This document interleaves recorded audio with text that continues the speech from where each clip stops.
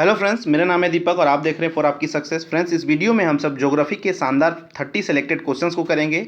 ये सभी आपके आने वाले एग्जामिनेशन की दृष्टिकोण से अति महत्वपूर्ण है। इन सभी 30 प्रश्नों को आप जरूर याद रखिएगा, आपको कभी ना कभी आपके कॉम्पिटिशन में ये प्रश्न देखने को जरूर मिलेंगे।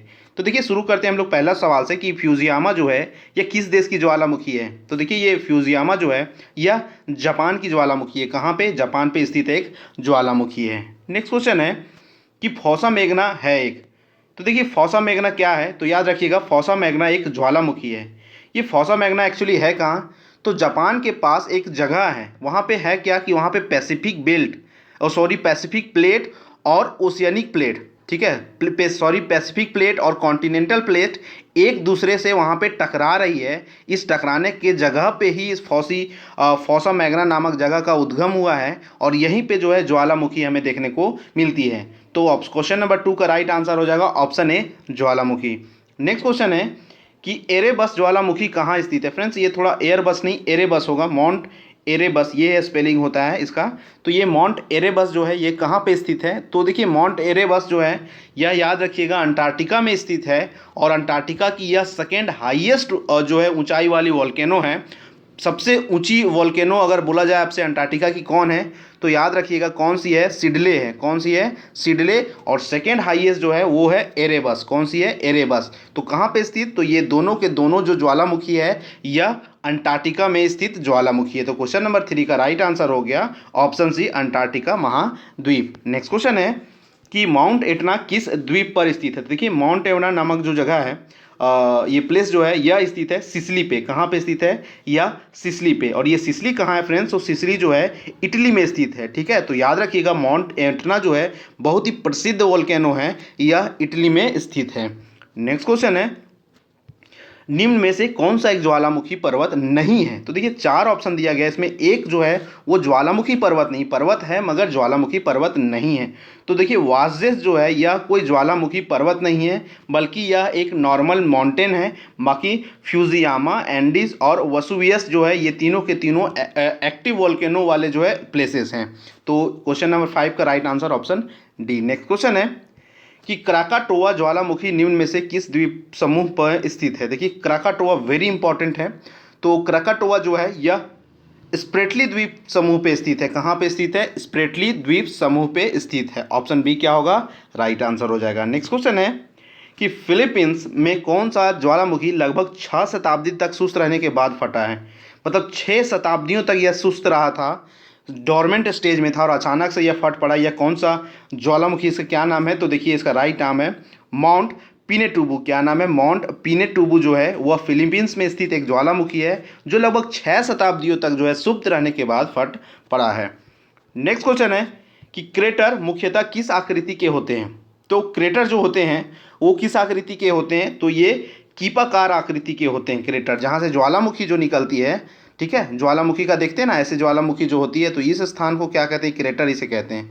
तो ये कैसे शेप की रहती? तो यह कीपाकार शेप की होती है। नेक्स्ट क्वेश्चन है कि निम्न में से विश्व का सबसे ऊंचा ज्वालामुखी पर्वत कौन है। तो देखिए, दुनिया का सबसे ऊंचा ज्वालामुखी पर्वत कौन सा है? तो याद रखिएगा माउंट कोटोपाक्सी। कौन सा है? माउंट कोटोपाक्सी। और माउंट कोटोपाक्सी ये कहाँ पे स्थित है? तो यह स्थित है इक्वाडोर में। कहाँ पे स्थित है? इक्वाडोर में स्थित है। तो ऑप्शन डी क्या होगा? बिल्कुल करेक्ट होगा। नेक्स्ट क्वेश्चन है कि पृथ्वी के नीचे द्रवीभूत सेल क्या कहलाता है। तो देखिए, पृथ्वी के नीचे जो द्रव तरह के जो पदार्थ पाए जाते हैं हमारे पृथ्वी, हमारे धरातल के जो नीचे, उसे हम क्या कहते हैं? तो देखिए, उसे हम मैग्मा कहते हैं। क्या कहते हैं उसे? मैग्मा। वही जो है ज्वालामुखी का वोल्केनो में जो है वोल्केनो के रूप में, यानी कि ज्वालामुखी के रूप में जो है बाहर निकलता है। तो ऑप्शन डी क्या होगा? बिल्कुल करेक्ट होगा। नेक्स्ट क्वेश्चन है कि ज्वालामुखी रिंग ऑफ फायर या घेरा किस महासागर से संबंधित है। तो देखिए, ज्वालामुखी जो है रिंग ऑफ फायर नाम से जो है वो कौन प्रसिद्ध है। तो देखिए, रिंग ऑफ फायर जो है प्रशांत महासागर में यह स्थित है। रिंग ऑफ फायर इसलिए कहते हैं कि वहाँ पे बहुत सारे एक्टिव वॉल्केनो इस जगह पे पाए जाते हैं, इसी कारण उसे रिंग ऑफ फायर के नाम से जाना जाता है। और ये कहाँ पे स्थित है? बहुत बार पूछा गया, तो यह प्रशांत महासागर में स्थित है। नेक्स्ट क्वेश्चन है कि ज्वालामुखी की सक्रियता अधिक पाई जाती है। तो देखिए, ज्वालामुखी की मतलब सबसे अधिक आप एक तरह से कह सकते हैं कि एक्टिव वॉल्केनो कहाँ पे आपको देखने को मिलेगा। तो देखिए, ये देखने को आपको मिलता है कहाँ पे? हवाई में। ऑप्शन ए क्या होगा? बिल्कुल राइट होगा, हवाई में। नेक्स्ट क्वेश्चन है संसार का सर्वाधिक सक्रिय ज्वालामुखी कौन सा है? तो देखिए संसार का सबसे सर्वाधिक सक्रिय ज्वालामुखी कौन सा है? यह है किलायु। और ये किलायु भी कहाँ पे है? यह भी हवाई में स्थित है। नेक्स्ट क्वेश्चन देख लीजिए कि ज्वालामुखी के कप आकार के मुख्य को क्या कहा जाता है? तो ज्वालामुखी में जो कप का आकार का जो रहता है मुंह, उसे हम लोग क्या कहते हैं? तो उसे हम लोग क्या कहते हैं? उसे क्रेटर कहा जाता है। ठीक है, उसे ही क्या कहा जाता है? क्रेटर। यहीं से जो है माग्मा निकलता है, यहीं से जो है ज्वालामुखी विस्फोट करके निकलता है। नेक्स्ट क्वेश्चन है कि स्थल मंडल के कुल कितने प्रतिशत भाग पर पर्वतों का विस्तार पाया जाता है? तो देखिए स्थल मंडल के कुल 26%, ठीक है, कुल 26% पे आपको जो है पर्वत श्रेणी ही देखने को मिलेगी। ऑप्शन ए क्या होगा? राइट होगा। नेक्स्ट क्वेश्चन है कि पर्वत निर्माणक भूसन्नति सिद्धांत का प्रतिपादन किसने किया? तो देखिए बहुत ही इंपॉर्टेंट सिद्धांत है। इस सिद्धांत का प्रतिपादन करने वाले कौन थे? तो वो थे कोबर। आप जरूर याद रखिएगा, कोबर के द्वारा ही पर्वत निर्माणक जो है भूसन्नति का सिद्धांत दिया गया था। तो ऑप्शन डी क्या है? बिल्कुल करेक्ट है। नेक्स्ट क्वेश्चन है निम्न में से कौन सा एक वलित पर्वत है? तो देखिए वलित यानी कि फोल्ड माउंटेन कौन सा है? ठीक है, माउंटेन एक ब्लॉक माउंटेन होता है, एक फोल्ड माउंटेन होता है। तो ये फोल्ड माउंटेन जो है इनमें से कौन सा है? तो देखिए इनमें से जो हिमालय है वह फोल्ड माउंटेन है। ठीक है, ऑप्शन डी क्या होगा? बिल्कुल राइट आंसर हो जाएगा। नेक्स्ट क्वेश्चन है कि नवीनतम पर्वतमाला इनमें से कौन है? देखिए 4 ऑप्शन दिया गया है, इसमें बताना है कि नवीनतम पर्वतमाला कौन है। तो याद रखिएगा यूरॉल माउंटेन जो है, यूरॉल माउंटेन जो है यह एक नवीनतम पर्वतमाला है। नेक्स्ट क्वेश्चन है कि हिमालय पर्वत श्रृंखला किसका उदाहरण है? तो देखिए हिमालय पर्वत श्रृंखला जो है यह भी उदाहरण है वलित यानी कि फोल्ड माउंटेन का। ठीक है, ये भी प्लेट से टकराने के कारण जो है ये मुड़ते जा रही है और इस तरीके का जो है निर्माण हुआ है फोल्ड का। तो नेक्स्ट क्वेश्चन देखते हैं कि Rockies, Andes, Atlas, Alps, Himalaya आदि किस पर्वत का उदाहरण प्रस्तुत करते हैं? Very important, NDA, CDS, CAPF, state PCS जैसे एग्जाम में हमेशा ये पूछा जाता है। ये सभी याद रखिएगा, इस सभी हिमालय ये पर्वत का नाम जरूर याद रखिएगा।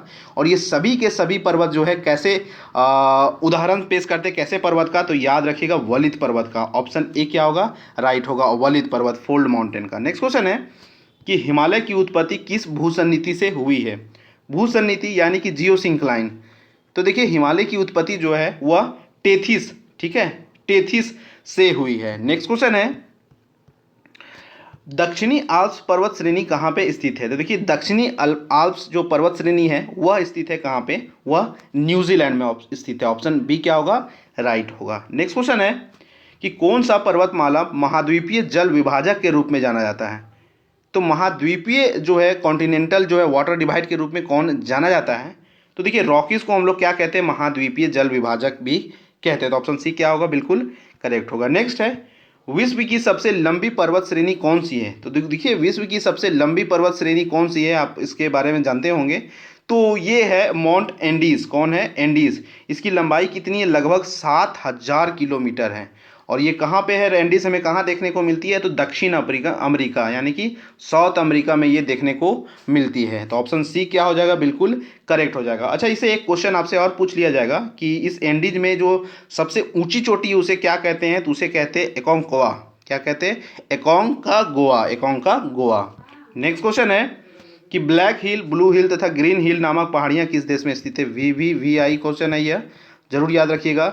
तो ये देखिए 3 प्रकार की जो पहाड़ियाँ हैं यह कहाँ पे स्थित है? ये स्थित है संयुक्त राज्य अमेरिका। कहाँ पे? संयुक्त राज्य अमेरिका यानी कि यूनाइटेड स्टेट ऑफ अमेरिका में। ऑप्शन बी क्या है? बिल्कुल करेक्ट है। नेक्स्ट क्वेश्चन है कि एंडीज पर्वतमाला की जो सर्वोच्च चोटी उसे क्या कहते हैं? तो जैसे कि मैंने बताया एकांकागुआ। ऑप्शन ए क्या हो जाएगा? बिल्कुल राइट होगा। नेक्स्ट क्वेश्चन है कि उत्तर अमेरिका की सर्वोच्च पर्वत चोटी कौन सी है? तो देखिए उत्तर अमेरिका, भी दक्षिण अमेरिका की बात किया हमने, तो उत्तर अमेरिका की सबसे जो है सर्वोच्च पर्वत चोटी कौन सी है? तो वो है माउंट मैकिनले। कौन सी है? Mount McKinley. ऑप्शन डी क्या है? बिल्कुल करेक्ट है। नेक्स्ट क्वेश्चन है कि फ्रांस एवं स्पेन के बीच सीमा बनाने वाला पर्वत कौन सा है? तो very important question, super important question, जरूर देखने को मिलेगा प्रश्न आने वाले समय में। तो देखिए फ्रांस और स्पेन के बीच में सीमा बनाने वाला पर्वत को क्या कहते हैं? तो इसे हम कहते हैं पेरिनीज कहते हैं। क्या कहते हैं? पेरिनीज। ठीक है, पेरिनीज पर्वत। नेक्स्ट क्वेश्चन है कि माउंट एवरेस्ट किस देश में है? तो ये आपको पता है, माउंट एवरेस्ट जो है वह नेपाल में स्थित है। कहाँ पे स्थित है? नेपाल में। Option C. एंड फ्रेंड्स इस वीडियो का लास्ट क्वेश्चन है कि निम्न में से कौन सी पर्वत श्रृंखला विश्व की सबसे बड़ी है? तो विश्व की सबसे बड़ी पर्वत श्रृंखला कौन सी है? वो है एंडीज, माउंट एंडीज। तो फ्रेंड्स ये थे 30 क्वेश्चन शानदार आपके लिए। आप कमेंट करके हमें ज़रूर बताएं कि ये वीडियो आपको कितना हेल्पफुल लगा। तो मिलते हैं नेक्स्ट वीडियो में। जय हिंद।